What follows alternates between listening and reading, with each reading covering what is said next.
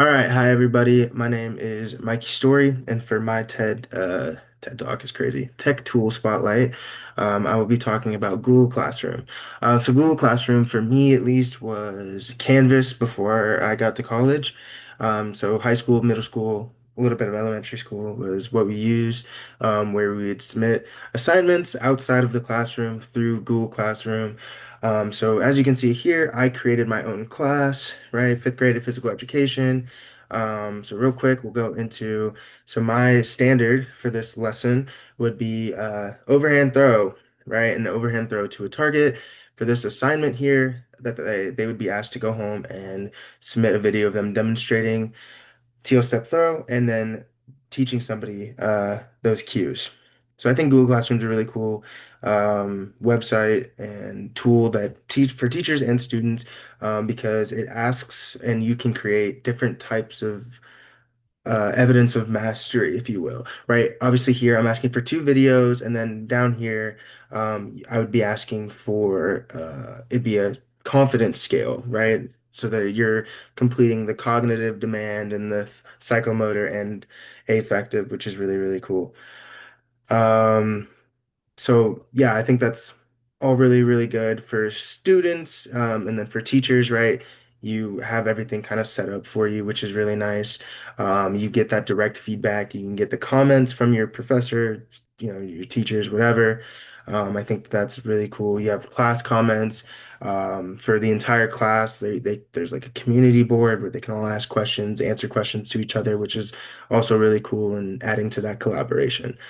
So once again, kind of showing what my standards are, right? Fifth grade physical education, and then a powered learner would be the ISTE standard. So learning experience that this tool would enable, not that would not be that would be impossible without technology. You're submitting videos and photos and projects, interactive assignments that you just can't do on paper, or it'd be harder to do in class. You can create groups through Google Classroom, which makes that a lot easier too. Um, and so yeah, there's just a lot of parts about the whole different levels of mastery that they can submit through one assignment for mine. Obviously, I'm asking for them to submit two videos and um, a confidence worksheet too, right? So that's three different assignments, and two of them are in two different ways to show mastery there. Allow students to collaborate globally and work with authentic audiences. Google Classroom is literally a community. So whoever signs up for the class, you're able to work with different people as a teacher, right?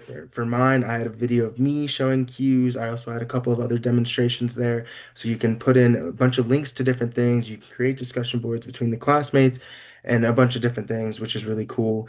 Um, so yeah, how can it connect? Yeah, like I said, you can just link so many different outside sources and just have them, communicate with each other and communicate with other teachers. So it's just a really cool source in that regard. Connecting to standards and ISTE standards, absolutely right. It connects to the ISTE standards by promoting digital citizenship, right? Allowing them to create different things, right? Rather than just pen and paper tests and stuff like that.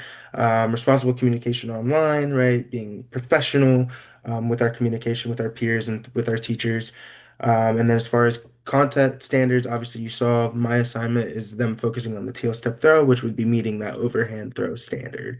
Fostering innovation, as I mentioned, so many different ways that they can submit mastery. Mine is obviously focused on those two main types of video and then the document. But you could even create an assignment for them where they can be more creative about what they're posting and how they're showing that they understand the material rather than just having them, do one thing. And sometimes students can't learn that way, or they don't know how to express that mastery there, but that doesn't mean they don't know it, right? With Google Classroom, it kind of allows them to have more of a opportunity to be creative in that regard. Prepare students for future ready skills in a connected world. Yeah, like I said, the digital skills and how to be professional in that regard and understanding deadlines, which is really important as you continue not only through your academic career, but through once you get to the workforce, whatever it is that you do. So kind of building that understanding. Google Classroom for me was something I used. through elementary school and middle school. So once I got to in high school, sorry. And so once I got to college, using Canvas was a pretty easy transition because it was very similar, which is another big skill that I think is really good for them to learn. So yes, thank you guys.